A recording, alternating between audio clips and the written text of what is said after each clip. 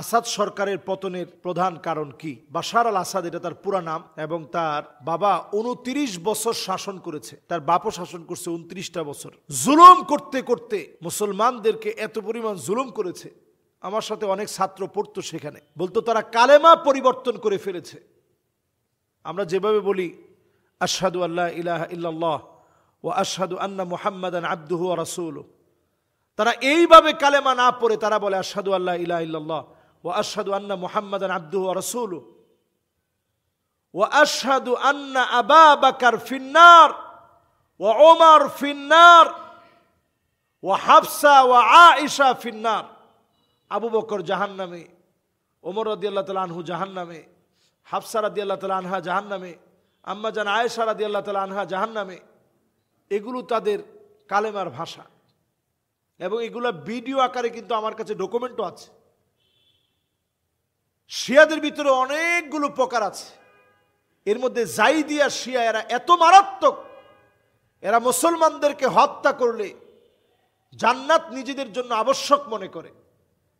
এই জন্য এই জাইদিয়া শিয়ারা মূলত বর্বরভাবে মুসলমানদের উপরে নির্যাতন চালিয়েছে।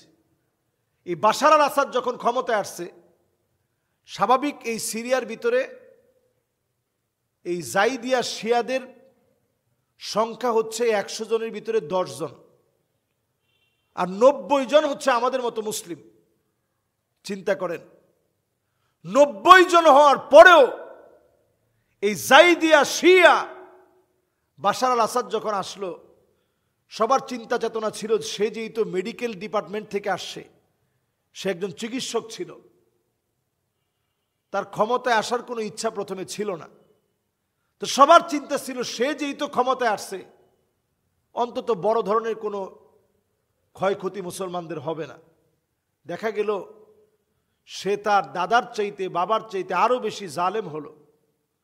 নূহ আলাইহিস সালামের জমানার মতো প্রথম যুগের লোকেরা পাথর মেরেছে, ইট মেরেছে, মাটির দোলা দিয়ে ওনাকে লক্ষ্য করে আক্রমণ করেছে, গালিগালাজ করেছে, কখনো কখনো পাগল পাগল বলে তাড়িয়ে নিয়ে গিয়েছে।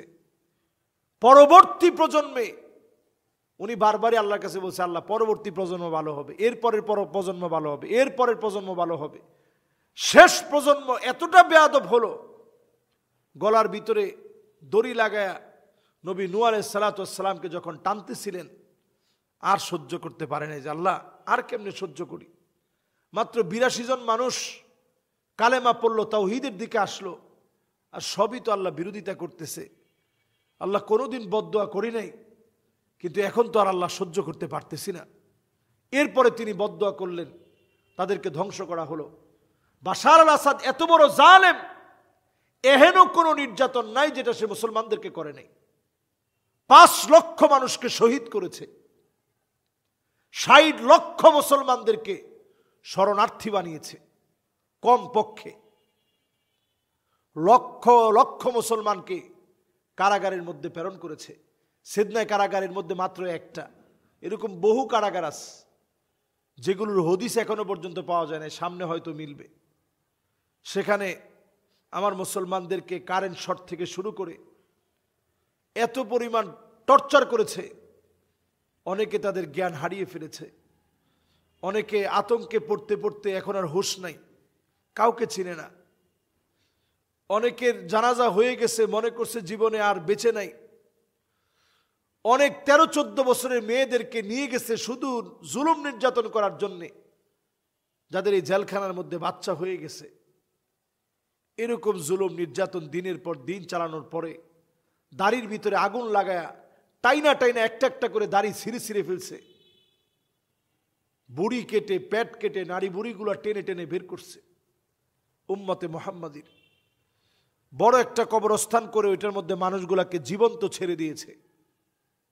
এই সব জুলুম বাশার আল আসাদের সময়ে এই সবগুলো জুলুম হয়েছে। আল্লাহ রাব্বুল আলামিন জালেমদেরকে ছেড়ে দেন, তবে একবারে ছাড় দিতে দিতে শেষে এমন একটা জায়গায় নিয়ে যান যে জায়গা থেকে জালেম নিজেও জানে না যে এই জায়গা থেকেই তার পতনটা ঘটবে। 8ই ডিসেম্বর এত বেশি হামলা হয়েছে 7ই ডিসেম্বর, সে মনে করছে কোনোভাবেই এরা উঠে দাঁড়াবে কেমনে, যাদের খাবার নাই, খাদ্য নাই, বাসস্থান নাই, চিকিৎসা নাই, কিছু নাই। 5 লাখ মানুষ শহীদ হয়ে গেছে, এরা আবার সংঘবদ্ধ হবে কেমনে? এই মানুষগুলোকে দিয়ে আল্লাহ তাআলা কেমনে সংঘবদ্ধ করে দিলেন কল্পনার বাইরে। মানুষ এই সমস্ত বিজয়ের সময় তাকায় বলে নাসরুম মিনাল্লাহি ওয়া ফাতহুন করিব, আল্লাহ এটা আপনার সাহায্যে হয়েছে, অবশ্যম্ভাবী এই বিজয় আল্লাহ আপনি দিছেন। আল্লাহ কেমনে সম্ভব হইল? এখন সারা দুনিয়া যে বলছে, এটাই আল্লাহ রাব্বুল আলামিন দেখতে চান যে আমি আল্লাহ সব দিতে পারি, এই পৃথিবীর ভিতরে সব আসতে পারে আল্লাহ চাইলে। ঠিক যেভাবে আব্রাহাকে আল্লাহ তাআলা ছোট ছোট পাখি দিয়ে যাকে যাকে পাখি এসে আবাবিল, যাকে যাকে পাখি এসে যেভাবে আল্লাহ রাব্বুল আলামিন ধ্বংস করে দিলেন, এই তাদেরকেও বাশার আল আসাদের পুরা সৈনিকরা এখন ড্রেস পাল্টায় যে যার মতো এখন পারতেছে, সেনাবাহিনী পুরা সমূলে মূলোৎপাটন হয়েছে, তারা নিঃশেষ হয়ে যাবে, ধ্বংস হবে তাদের। এই বাশার আল আসাদের মূল অন্যায় অনেকগুলো, এর মধ্যে প্রতিনিয়ত সে মানুষকে মেরে কেটে হত্যা করে, জুলুম নির্যাতন নিপীড়ন করে মুসলমানদেরকে দমিয়ে দিতে চেয়েছে। এই জাইদিয়া শিয়াগুলো এতটা বর্বর, তারা নাইরুস পালন করে, বড় অনুষ্ঠান পালন করে, সেখানে আবু বকর, ওমর রাদিয়াল্লাহু তাআলা আনহুর নাম লিখে গাদার গায়ে গাদাকে পিটাইতে থাকে, কুকুরের নামে লিখে কুকুরের মধ্যে লিখে কুকুরকে পিটাইতে থাকে, এইভাবে জুলুম নির্যাতন করতে থাকে। এবং তারা মুসলমানদের, ওমর রাদিয়াল্লাহু তাআলা আনহু এত বড় খলিফা ছিলেন মুসলমানদের হৃদয়ে, 32 বছর 6 মাস এই পৃথিবীতে আল্লাহ তাআলা খেলাফতকে টিকিয়ে রেখেছিলেন। সেই খিলাফতের ভিতরে স্বর্ণালী সময় হযরত ওমরের সময়, এই সময়কে হযরত ওমর রাদিয়াল্লাহু তাআলা আনহু কত কষ্ট করে সাজিয়েছেন। অথচ তারা হযরত ওমরকে নিয়ে, যে লোকটা হযরত ওমরকে শহীদ করে দিয়েছে, আবু লুলু আল মাজুসি, এইরকম নরপিশাচ পাপিষ্ঠ, তাকে ইরানের ভিতরে বলা হয় সবচেয়ে বড় বীর, সবচেয়ে বড় বীর বলে তারপরে তার নামে বড় একটা নাইরুস করে, তার নামে একটা মসজিদ করা হয়েছে, বিশাল নাইরুস করা হয়, এগুলো সব ইউটিউবে আছে।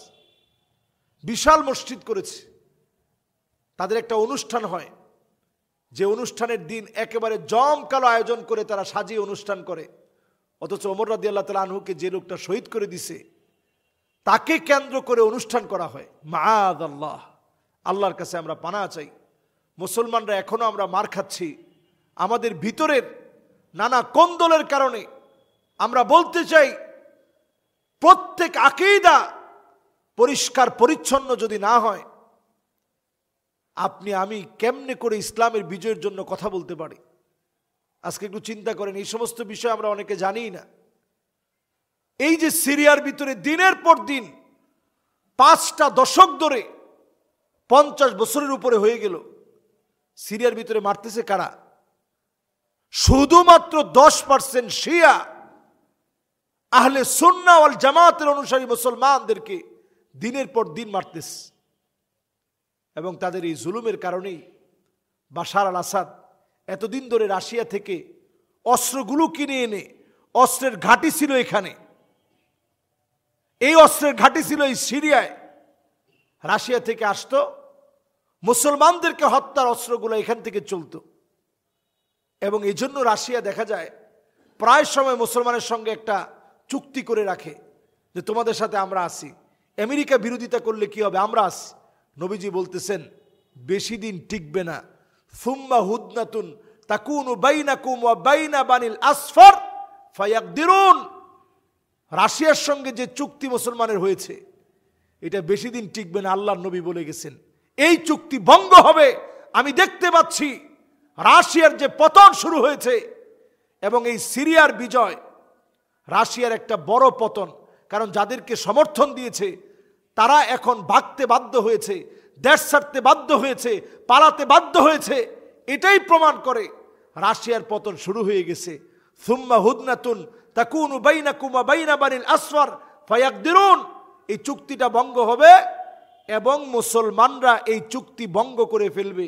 যেই চুক্তি রাশিয়া অস্ত্র চুক্তি হিসাবে আমাদের কাছে অস্ত্র দিচ্ছে, মুসলমানের সাথে তাল মিলিয়ে চলছে, সংঘাতের দিকে মুসলমানকে ঠেলে দিচ্ছে, এই চুক্তি বেশি দিন থাকবে না।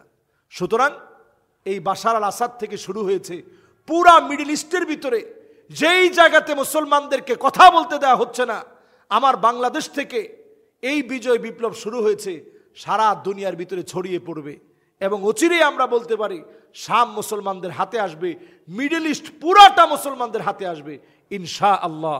ওয়া মা তৌফিক ইল্লা বিল্লাহ। ওয়াসসালামু আলাইকুম ওয়া রাহমাতুল্লাহি ওয়া বারাকাতুহু।